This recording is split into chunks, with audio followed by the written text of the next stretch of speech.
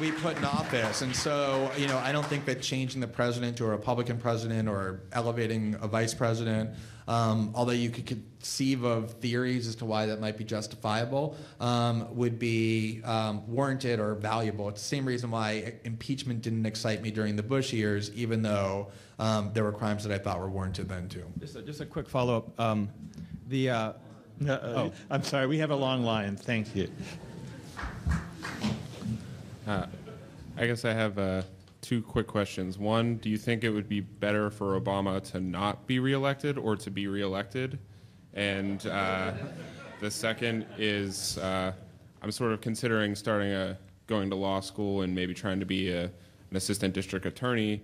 And I'm just wondering, is that a worthy pursuit? Is that something that somebody that wants to, and could I be effective? I mean, would I just get sucked in and corrupted? I don't know. Yeah, so I'm not one of these ex-lawyers who runs around, the minute some younger person suggests the possibility of going to law school and starts, urging people not to do it because it's some horrible thing to do. I actually think the opposite. I think anytime you empower yourself in any way, whether it's working within the system, providing access to yourself, opening up doors, creating options for yourself, educating yourself, learning how the system works, is an extremely productive and advisable thing to do. And whether or not you enter a system and get co-opted is determined exclusively by one thing, and that's how convicted and committed you are to the political values that you claim to believe in. I remember in law school there was this survey that they used to do of first-year law students, and they said, what kind of law do you want to go into? And this was at NYU, which is sort of known as being a liberal school, and it was something like 75% or something of the first-year law students, when asked in the first week what kind of law they wanted to do, said public interest law. I want to go into public interest law and represent the poor and all that. And by the time they graduated, I think something like 3 to 4% of the class goes into public interest law.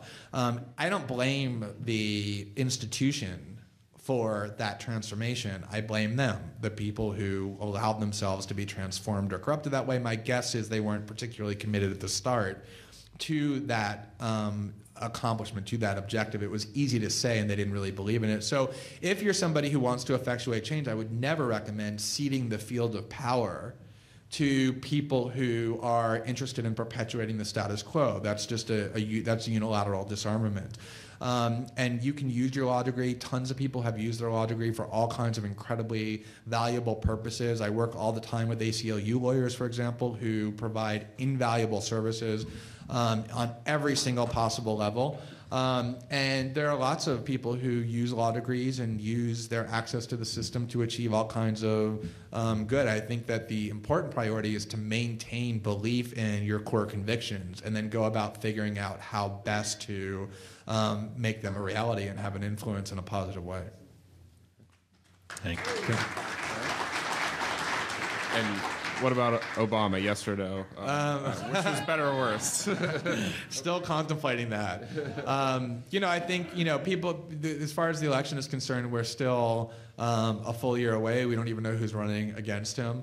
We don't know how many candidates there will be, what he will do between now and the time that we have to decide. I mean, one of the problems I think is that we have sort of have this permanent election, so that even 2 years before an election or a year and a half before an election, people start deciding that the outcome of the election 2 years away is the supreme political consideration. And what they do is they say, if I want this particular candidate who's in office to win, I'm going to refrain from criticizing him or doing my duty as a citizen to hold him accountable, because if I do that, it'll harm him and help the other side. To me, what I'd like to see is basically citizens ignoring the election and treating their political leaders as people with power who need to be checked the way the citizenry was supposed to do until a week before the election or a month before the election, if at all, and then decide if you're going to vote for somebody or whether or not you're going to vote for them. So I basically am completely indifferent at this moment to the outcome of the 2012 election. I'm interested in the people who are in power now and what they're doing with that power.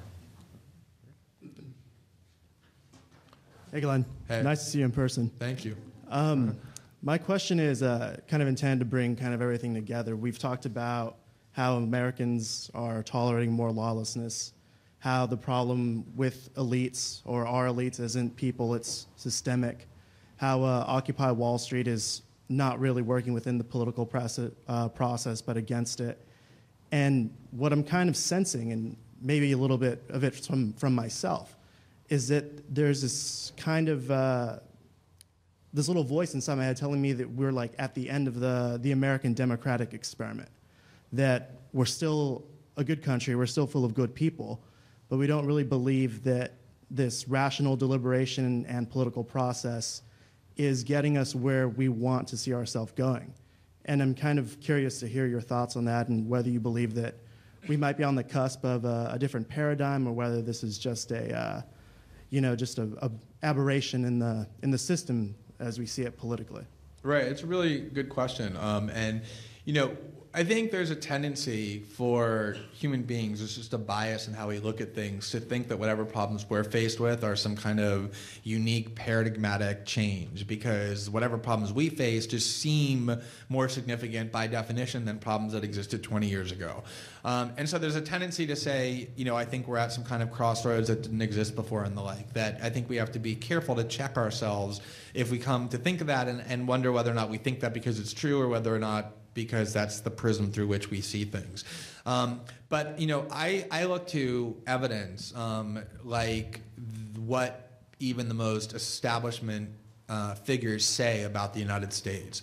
So if 10 years ago you were to describe the United States as some neo-feudal society or an oligarchy or a collapsing empire, this would sort of be the language of dissidence. This would be the language of radicalism, I guess, you would hear that sort of thing from Noam Chomsky and people like him and not very many other people.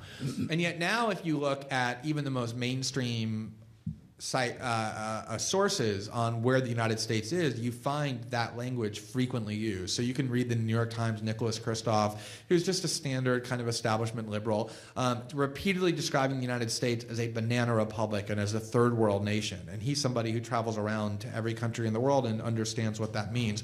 Or one of the most remarkable articles that I've read in the last several years was an article in The Atlantic in May of 2010, written by Simon Johnson, who's the former chief economist at the International Monetary Fund. You can't get more establishment than that. And the article that he wrote was entitled "The Quiet Coup." And the word coup referred to what has happened to control of the American government and the way in which it has been entirely co-opted by a narrow sliver of financial elites that has turned and converted the United States from a democracy into an oligarchy or a plutocracy. And he describes how his experience working with the most sort of corrupt emerging market countries like in Argentina after the collapse and their default on debt, or Russia in the immediate aftermath of the fall of communism, of Eastern European nations, is virtually identical to how the United States responds to its own political crises, like the financial crises, when the government acts solely as a captive force by the most financially powerful people only in their own interest. And so you see the most mainstream sources talking about how the middle class is disappearing, how economic security is eroding, how we're a country in decline. And this kind of language used to be unimaginable even a decade ago, to talk about the United States in those terms. And I think the reason for it is because the evidence is undeniable that we are fundamentally transforming as a country in ways that we probably don't even appreciate because it's very hard to see it while it happens. And the real consequence of that is that when countries fundamentally transform for the worse, it does typically lead to all kinds of upheaval, to social disorder, to social unrest, to citizenry, the citizenry taking to the streets. And I think the outcomes can be quite radical and quite extreme. They can be radical and extreme in the good or in the bad, but I think we're clearly in that kind of transition. It's very difficult to deny that politically and financially we are rapidly and fairly fundamentally transforming as a country. Thank you. Okay. My name is Safir Ahmed. Hi, Glenn. How you doing? Good. So my question is, first of all, I want to just congratulate you on the work you do and say thank you to you for all. I think you're the hardest working journalist around. Thank you. And no, I really mean that. And I just want to acknowledge Safir as well, because he was my editor for my first book, which I wrote in about 6 weeks, and it was a complete mess when I flew to San Francisco where he lives and stayed at his apartment 18 hours a day and learned a lot from that I still use in all the work I do. So I appreciate that as well. It was an honor to work on that one. So my question is not a trick question. This is a serious one.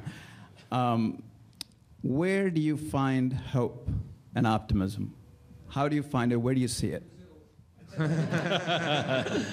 Well, what's so interesting is that, I mean, literally from the time that I began writing about politics, the question that I would get in every single one of these kind of venues, every single time that I would write anything was, well, what can we do about all of this? And the reason for that question, and I didn't always have an answer, and I'm not even sure I have an answer now, but what I will say is that, the reason why that question arose is because if you gather in an event like this, and you engage in systemic critiques of your country, and you talk about the powerful forces aligned in defense of the prevailing order and the status quo, it can breed this sort of gloominess, like this defeatism, like, oh my God, I just listened to this person talking about how horrible things are for the last hour and a half. I think I'm ready to go jump off a bridge, rather than, engage in activism. And so people quite rightly, when you describe the corruption and the pervasive deficiencies in the political and legal institutions, quite rightly want to know what can be done about it. It's not sufficient to simply identify or diagnose the problem. They want to know what the treatment is. And what I would always say when people ask me that was that I think that the principal lesson, the overriding lesson of history, both ancient history and modern history, is that any institution, any structure that is created and constructed by human beings, no matter how invulnerable it seems, no matter how apparently powerful it is, can be modified and altered or torn down and replaced by other human beings. That I know for certain.